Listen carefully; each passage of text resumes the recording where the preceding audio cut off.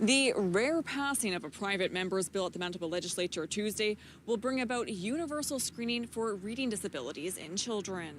It's wonderful to see all the parties being able to come together. The lone Liberal MLA, Cindy Lamoureux, tabled the bill earlier this year, citing a literacy crisis and stats that showed only about 40% of Manitoba children were reading at grade level. And it speaks to why this legislation is so important. The legislation mandates that children from kindergarten to grade 3 be screened twice a year for reading difficulties. It passed unanimously after months of revision.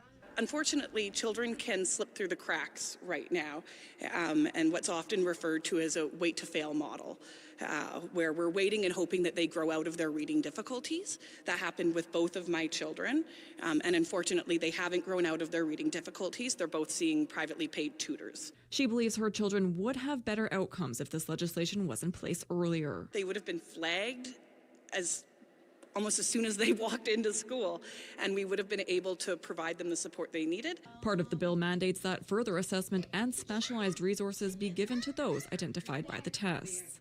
Our government has increased school funding by $170 million in just our first 2 years. What that means is more than 800 more teachers in Manitoba schools today than when we were first elected, which means more one-on-one time with their students.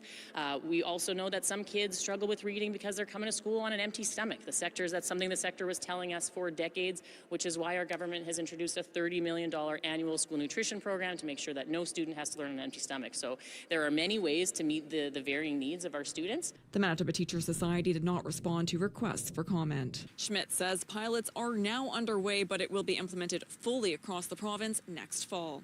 In Winnipeg, Steph Lasuk, City News.